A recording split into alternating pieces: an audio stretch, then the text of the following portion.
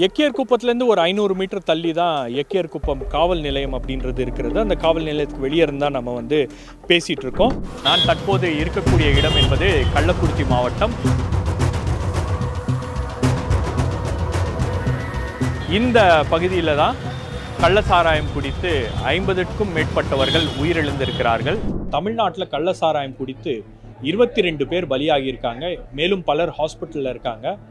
இந்த கள்ளசாராய வியாபாரம் என்பது ஒரு ரகசியமாக நடக்கக்கூடிய ஒரு வியாபாரம் என்று அரசு நினைத்தால், காவல்துறை நினைத்தால், அல்லது நாமளே அப்படி நினைச்சோம்னா நாமளே ஏமாத்திக்கிறோம்னு அர்த்தம். இன்னைக்கு ரொம்ப வெளிப்படையாக நடக்கக்கூடிய ஒரு வியாபாரம்னா அது கள்ளசாராய வியாபாரம் தான். மாநிலத்தின் பல்வேறு பகுதிகளில் ஒரு மையப்பகுதியில், ஒரு கள்ளக்குறிச்சி மாவட்டத்துடைய மையப்பகுதி, இந்த பக்கம் பஸ் ஸ்டாண்ட் இருக்குது, இந்த பக்கம் இருக்கக்கூடிய முக்கியமான இடங்கள்லாம் இருக்குது. இது ஏதோ காட்டு பகுதியிலையோ அல்லது ஒரு மறைவான இடத்துலையோ இந்த கள்ளசாராயம் என்பது அவங்க வந்து விற்பனை செய்யவில்லை. சிட்டிக்குள்ளேயே வந்து இந்த கள்ளசாராயம் என்பது பல ஆண்டு காலமாக விற்பனை செய்யப்படுகிறது. இது எல்லாருக்கும் தெரியும், அரசாங்கத்துக்கும் தெரியும், காவல்துறைக்கும் தெரியும். ஆனால் அதை தடுப்பதற்கான எந்த விதமான ஒரு நடவடிக்கையும் எடுக்காததின் விளைவு இன்னைக்கு இவ்வளவு பெரிய ஒரு ட்ராஜடி அப்படின்றது நடந்திருக்கு.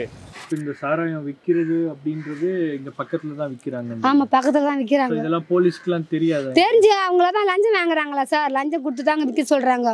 நீங்க வில்லுங்க, நாங்க பாத்துக்கிறோம், லஞ்சம் வாங்கி தானே போலீஸ்காரங்க விற்க சொல்றாங்க. அப்படி மீறி எதுனா ஒரு நாள் தான் விற்கக்கூடாது. அதுக்கப்புறம் லஞ்சம் வாங்கி திரும்பி விற்க போலீஸ்காரங்க தான் இதுக்கெல்லாம் முக்கிய காரணமே. அவங்க தான் விற்க சொன்னதே. நேரடியாக போயிட்டு நின்று போலீஸ் ஸ்டேஷனில் இந்த இடத்துல இது பண்ணுறாங்க அப்படின்னு சொல்கிறோம். அவங்க எந்த ஸ்டெப்புமே எடுக்க கிடையாது. நீங்கள் போயிருந்தீங்களா ஸ்டேஷனுக்கு? நாங்கள் போயிருந்தோம் போய் இந்த மாதிரி சொன்னோம். ஆனால் அவங்க எந்த ஸ்டெப்புமே எடுக்கல. இது முழுக்க போலீஸ் தான் காரணம். காலத்தில் பணம் போட்டால் எல்லாமே பேசும் சார். யார் யாரை மாமல் கொடுத்து காட்டணும்னு உனக்கு தெரியும். யார் யாரை மாமல் கொடுத்தாலும் என்ன தெரியும். என்ன மாதிரி ஆளையும் பிடிச்சிடலாம் நீங்கள். அதை மாதிரி எண்ணி சாருக்கு ஊர் உள்ள வந்துடுது. வீட்டுக்கு வீடு பைக்கை வச்சுக்கிட்டு வீட்டுக்கு வீடு கொண்டு வந்து தராங்க. 13 வயசு பையன் குடிக்கிறான், 15 வயசு பையன் குடிக்கிறான். அப்படியே பொழுது போனா வீட்டுக்கு வீடு பைக்கில் கொண்டு வந்து தராங்க. பசங்க வாங்கி பையில போட்டுட்டு போறானுங்க. ரொம்ப கடுமையாக ஆயிடுச்சு இந்த கருணாபுரம். பக்கத்தில் கோர்ட்டு இருந்து 8வது வார்டில் இந்த அளவுக்கு தப்பு நடக்குதுன்னு சொல்லும்போது கண்ணுக்கு தெரிஞ்ச கவர்மெண்ட் எதுவும் ஸ்டெப் எடுத்துக்கல, அந்த அதிகாரியும் இது ஸ்டெப் எடுத்துக்கல. கோர்ட்டு போட்டு சுற்று எல்லாமே இருக்குது. இது தெரிஞ்சு யாரும் எதுவும் கண்டுக்கல.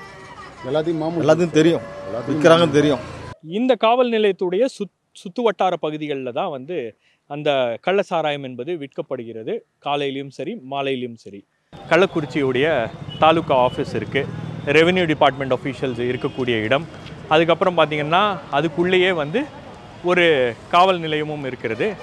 அந்த காவல் நிலையத்துக்கு பின்னாடி தான் வந்து அந்த கள்ளச்சாராய விற்பனை அப்படின்றது தொடர்ந்து நடைபெற்று கொண்டு இருக்கிறது. அது அவங்களுக்கு கவர்மெண்ட் வந்த பிறகு இப்போ ஹெவியான கலாச்சாரம் உருவாகிடுச்சு.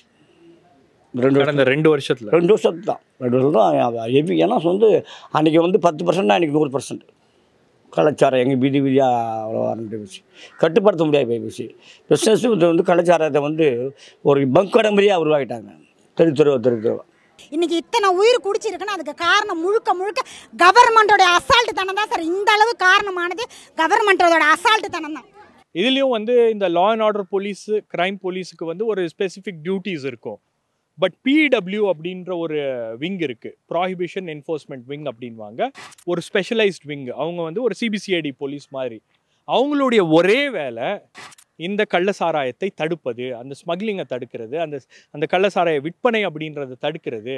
பட் பெருவாரியான கேசஸில் என்ன ஆகும் அப்படின்னா, இந்த ப்ராஹிபிஷன் என்ஃபோர்ஸ்மெண்ட் விங்கில் இருக்கக்கூடிய அதிகாரிகள் தான் அந்த கள்ளசாராய மாஃபியாவோட லிங்க் ஆகி அவங்ககிட்ட பணம் வாங்கிட்டு இந்த கள்ளசாராய விற்பனை அப்படின்றத வந்து அலோவ் பண்ணுவாங்க.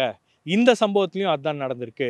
போலீஸுக்கு வந்து ஒரு மாதத்துக்கு அவங்க வந்து ஒரு 3 கேஸோ 4 கேஸோ காமிக்கணும்.